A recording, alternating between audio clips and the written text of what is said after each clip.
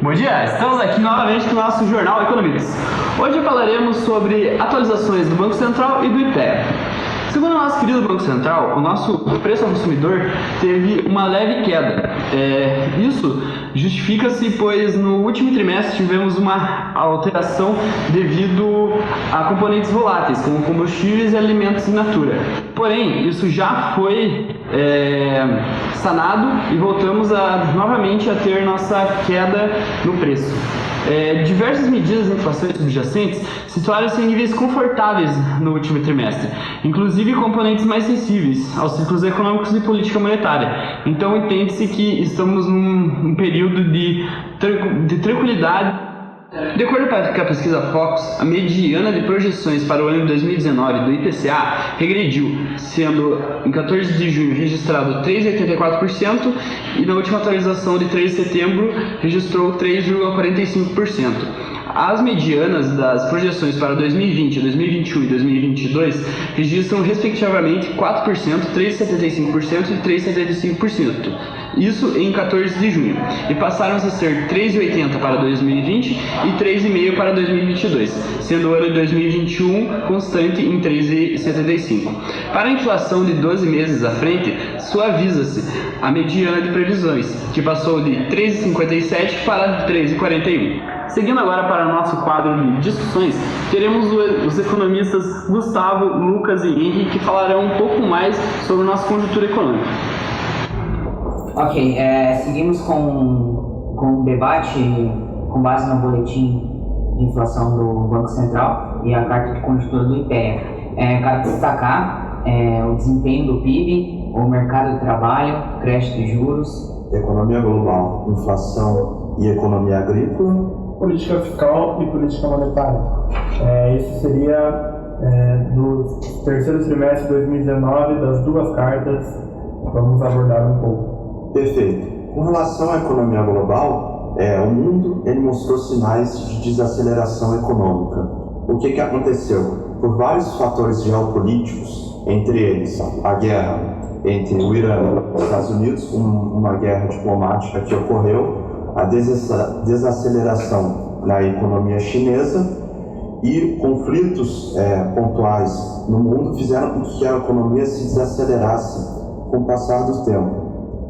Isso fez com que a previsão de crescimento caísse para 0,4% em comparação ao mesmo período do ano passado, que foi de 4,4%. Tudo isso fez com que a economia se desacelerasse e a projeção econômica para o próximo ano não fosse tão positiva com relação ao mesmo período do ano passado. No que se diz respeito à economia agrícola, é apresentado para a gente um leve crescimento no setor de lavoura, principalmente nas culturas de algodão e milho, sendo que de algodão foi em cerca de 30% de crescimento e de milho 20%. Algumas outras culturas importantes e fortes para o Brasil tiveram um decréscimo, como a produção de soja e a de café.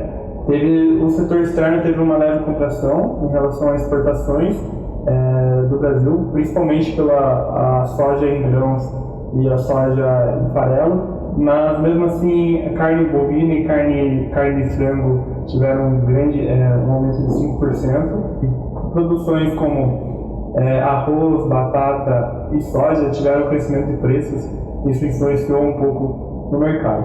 A previsão de crescimento do IPEA para a economia, para o PIB agropecuário era de 0,5% e para o ano de 2020 a previsão é de 2%, sendo que o principal é o de lavoura, 5% a mais. O PIB, ele teve um desempenho positivo. Ele avançou 0,4% no segundo trimestre em relação ao anterior, e 1% interanual. O ritmo de crescimento, embora ele continue lento, é um sinal de aceleração em relação aos outros trimestres. Nós temos um sinal de aceleração aos trimestres anteriores. O consumo das famílias, ela repetiu o resultado do primeiro trimestre, uma alta de 0,3%, e os indicadores de confiança de família e crédito têm registrado alguma melhora nos últimos meses. O grande destaque foi para a formação bruta de capital fixa entre os componentes da demanda do seguinte semestre. Os investimentos cresceram 3,2% na margem, após registrar queda de 1,6% e 1,2% no quarto trimestre de 2018 e primeiro trimestre de 2019. Em relação ao setor do PIB industrial, né, teve um avanço de 0,7% em comparação ao semestre anterior, com destaque para a indústria de transformação, que foi uma alta de 2%, e da construção civil, de 1,9%. De menor destaque, né, nós temos o setor de serviços, que apresentou uma pequena aceleração em relação ao trimestre anterior, de 0,3%. Em síntese, né, embora o cenário macroeconômico continue desafiador, né, o resultado do PIB apresentou uma melhora no seu desempenho. Já o crescimento do PIB da indústria de transformação aponta para uma melhora nos próximos meses, tendo em vista níveis de incerteza relacionados à piora do cenário externo. No que toca ao mercado de trabalho, né, o mercado de trabalho vem apresentando uma dinâmica mais favorável, principalmente no crescimento da população ocupada. A desocupação recuou 0,8% pontos percentuais. Segundo a PNAD contínua, né, a partir do trimestre móvel que se encerrou em março, o emprego formal voltou a crescer, um aumento de 0,5% no trimestre terminado em junho. Apesar do resultado positivo, né, a intensidade do crescimento do emprego formal em 2019, ele foi menor que o aumento do trabalho informal, dos trabalhadores autônomos, sem carteira assinada. Em relação aos outros rendimentos, né, apresentaram uma queda de 0,2% no segundo trimestre de 2019 e uma queda de 1,3% ante o primeiro trimestre de 2019. Uma coisa que cabe destacar também é um aumento no índice de Gini em relação ao trimestre anterior. Ele passou para 0,508 e da renda domiciliar do trabalho ficou relativamente estável, entre 5,32, que é um problema, né? Porque o índice de Gini, conforme ele se aproxima de 1, ele representa uma maior desigualdade.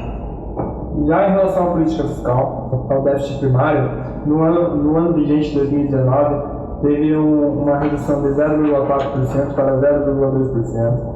E no que se refere ao déficit nominal, teve uma redução de 6,5% do PIB para 5,3% do PIB, refletindo fortemente no que se diz respeito às despesas com juros, de 6,1% para 5,2%. O Tribunal Nacional também registrou um déficit de 28,9 bilhões no primeiro semestre de 2019, né? E que foi uma queda de 2,3% em relação ao ano anterior e foi um dos valores mais baixos desde 2016, que é bem importante a gente ressaltar e verificar esse fator na política fiscal, levando em conta as novas políticas do novo governo vigente e como ele está conduzindo a política fiscal brasileira. Houve um aumento também na receita bruta, no primeiro semestre de 0,6% real, né? E no primeiro, refletindo o comportamento da arrecadação tributária, impostos e a contribuição cujo valor real foi de apenas 0,4%. A respeito das arrecadações aqui na política fiscal, eu acho importante ressaltar que teve alguns impostos que tiveram uma queda na arrecadação, impostos importantes, né, que é uma parcela grande da tributação brasileira, que seria o IPI, Imposto sobre Produtos Industrializados, teve uma queda de 9,7%, que é bem impactante, né? O IPI, que é um imposto que tem uma parcela gorda da tributação brasileira. No COFINS também teve uma redução de 8,8% e no PIS e PASEP de 4 pontos percentuais. Já algumas arrecadações aumentaram, como o imposto de renda, que sempre é uma parcela bem gorda para os tributos brasileiros, de 4%. O IOF também teve um aumento. E o imposto sobre importação. Então, as importações tiveram a tributação mais elevada. A despesa total do governo caiu 1,4% em comparação a 2018. É bem fundamental a gente ressaltar essa queda nos gastos governamentais, porque é uma política econômica que está sendo bem clara pelo novo governo vigente, né, com o Paulo Guedes, o ministro da Economia, tem tomado ajustes fiscais e tem batido bastante nessa tecla da economia brasileira. E as despesas pessoais aumentaram 1% e benefícios previdenciais 1,9%, né? A reforma da Previdência é algo que está em ênfase na economia brasileira e que ela é refletida sim na nossa política fiscal, tanto como médio e longo prazo, e a curto prazo ela é refletida, e a gente pode ver aqui no relatório do IPEA, tanto no do Banco Central também é ressaltado os gastos, os benefícios previdenciários, e outras despesas obrigatórias também caíram em 2,6% em relação a 2018. Bom, em relação ao crédito e juros, né, tomando como base os dois boletins, né, podemos extrair a seguinte informação, que em relação ao período anterior, né, o crédito no sistema financeiro nacional cresceu 1% no segundo trimestre de 2019 e 1,8% em julho. O comportamento para pessoas físicas, né, algumas categorias se destacaram, que foram crédito pessoal não consignado, crédito consignado para trabalhadores do setor público, aquisição de veículos, crédito à vista e crédito rural com taxas de mercado. Também, né, trouxe o dado de que o endividamento das famílias chegou a esse ano a 20,6%. A inadimplência, né, embora permaneça baixa, tem subido nos últimos meses.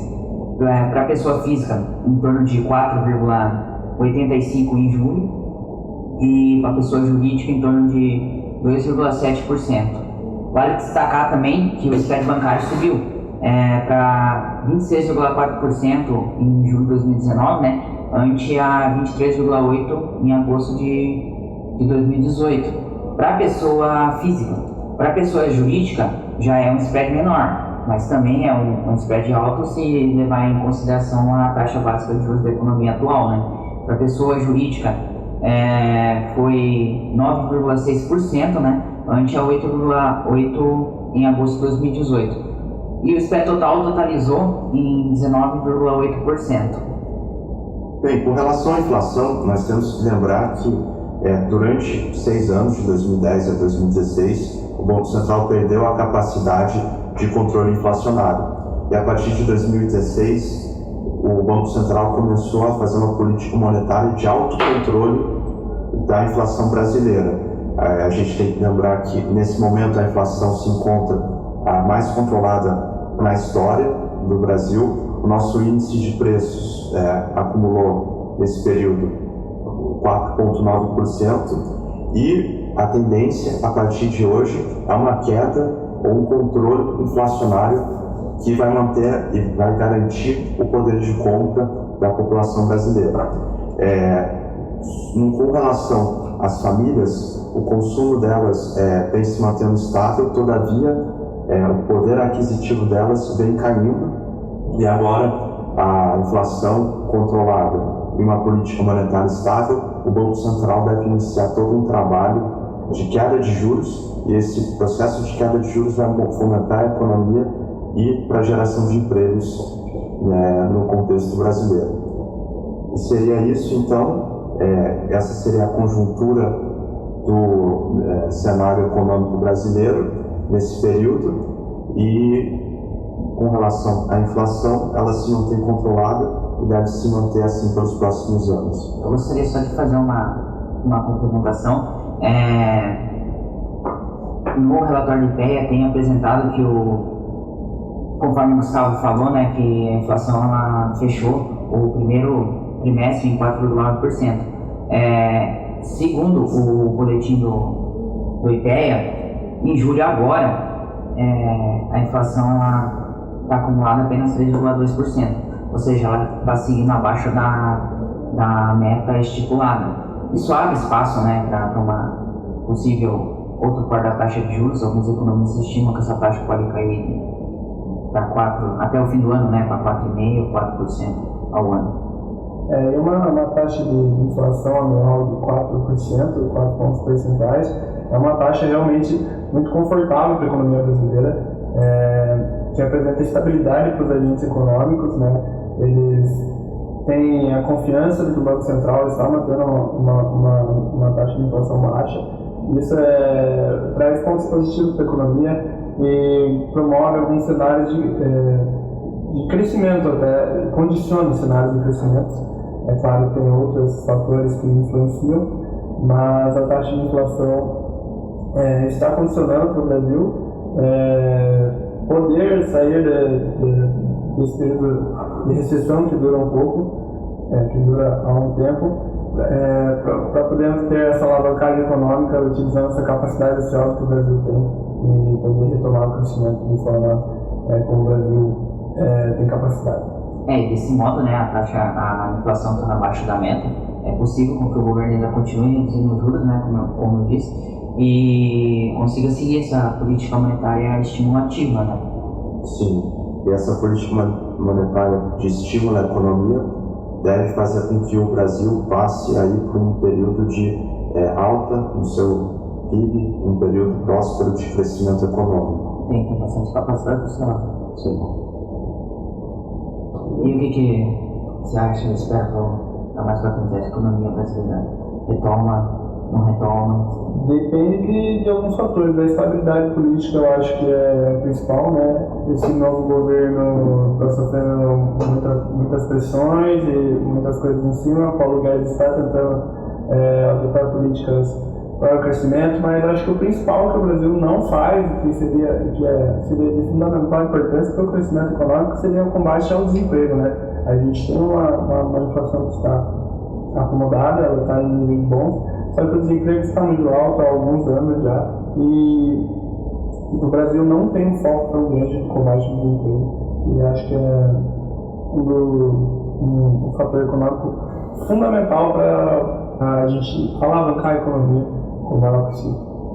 Tu comentou uma coisa interessante, pelo menos eu considero interessante, a questão da estabilidade política, porque sob o meu ponto de vista, né, enquanto a economia não tiver uma confiança, não tiver essa estabilidade política, cara, isso é fundamental para a retomada do crescimento, né? Tendo a confiança da sociedade para consumir, do mercado para poder retomar as atividades, aproveitar da taxa de juros que está reduzindo para poder fazer mais investimento e estimular a economia e ir embora. E dá para destacar que o governo atual está adotando medidas políticas para conseguir passar uma maior confiança para o mercado. Com relação ao Paulo Guedes, agora teve a aprovação da reforma da Previdência no Congresso e um novo pacote de uma reforma administrativa está sendo mandada para o Congresso Nacional para reestruturar a administração pública brasileira para conseguir transparecer uma maior eficiência na administração e na dinâmica pública do Brasil. Bom, no âmbito da oferta, tivemos previsões de variações na agropecuária, que passou de 1,1% para 1,8%. Essa revisão é compatível aos resultados mais recentes do Sistema de Produção Agrícola do IBGE. O desempenho da indústria apresentou ligeira redução, de 0,2% para 0,1%. Isso é proveniente da estimativa da indústria extrativa e a elevação da instabilidade nos demais setores. A redução da indústria extrativa, em especial, caiu de 1,5% para 1,6% negativo. Isso reflete a diminuição do prognóstico da Petrobras em sua produção de petróleo em 2019. E a expectativa de uma recuperação da produção de ferro após o rompimento da barragem em Brumadinho. A estimativa do crescimento do setor de serviços em 2019 continuou constante, sendo de 1%, enquanto a estimativa para o crescimento do consumo das famílias foi revista e passou de 1,4% para 1,6%. Incorporando o impacto da liberação extraordinária dos recursos do FGTS, PIS e PASEP. assim como já citado anteriormente a variação no PIB, ou seja, a variação no nosso PIB está sendo fortemente elevada nessa última alteração do Bacen devido a essas liberações do governo. Bom, para 2020 as perspectivas são bem satisfatórias, sendo um crescimento de 1,8%. Porém, esse crescimento só vai ser possível se realmente acontecer as reformas que precisamos na nossa economia. O relatório da inflação do nosso querido Banco Central afirma isso. Apenas haverá esse crescimento se as devidas reformas serem feitas. Bom, agora pelo lado da oferta, a nossa atividade de agropecuária e de serviço e indústria aumentam nossas perspectivas. Segundo o nosso Banco Central, a atividade de agropecuária será de 2,6%, 2,2% será a de indústria e 1,4% será a de serviço. Já o consumo das famílias e a formação de capital encontra-se num patamar de 2%, sendo 2,2% para as famílias e 2,9% para a formação de capital. Em cenário de restrição, os nossos gastos do governo devem registrar uma expansão pequena, sendo mais ou menos de 0,5%. As exportações e importações de bens e serviços devem crescer de 1,7% e 1,6%, respectivamente. Referente ao crédito, tivemos uma piora. No último relatório, foi divulgado que teríamos uma projeção para o ano 2019 de 6,5%.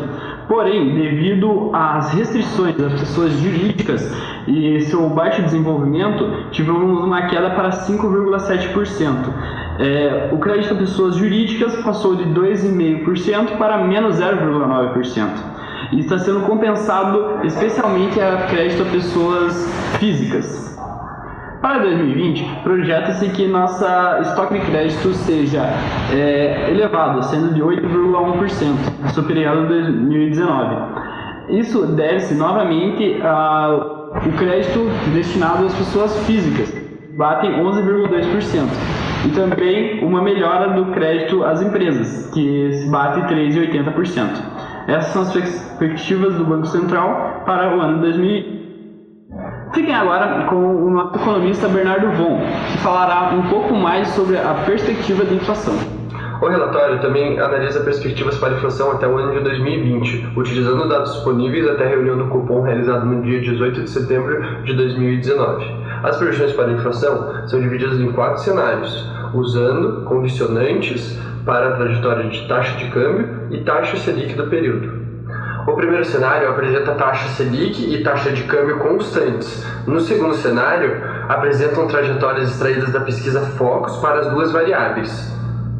O cenário híbrido combinam como pressupostos a taxa Selic constante, a taxa de câmbio da pesquisa Focus e a taxa Selic da pesquisa Focus com a taxa de câmbio constante. As projeções dependem não apenas das hipóteses da taxa de juros e da taxa de câmbio, mas também dependem de um conjunto de pressupostos sobre o comportamento de variáveis exógenas. O Copom procura dar maior transparência às decisões da política monetária, para que haja eficiência no controle da inflação. No último trimestre, a inflação foi de 0,07 pontos percentuais, e ela foi menor do que a do ano anterior, e ela está abaixo da meta da inflação, referente a pressões nos preços dos combustíveis e alimentos. Em julho, houve uma evolução dos preços dos alimentos, mas também houve uma variação menor nos preços de higiene pessoal e gasolina. As projeções de curto prazo do Copom consideram uma taxa de 0,06%, 0,16% e 0,25% para o IPCA referente aos meses de setembro, outubro e novembro. A alta de 0,47% referente ao último trimestre está inferior à variação de 0,72% referente ao ano anterior nesse mesmo período. Isso implica numa desaceleração da inflação. Bom, por hoje é só, ficamos por aqui, mas não esqueça de acompanhar a gente nas nossas redes sociais. Estarei aqui embaixo na descrição. Muito obrigado e uma boa tarde a todos.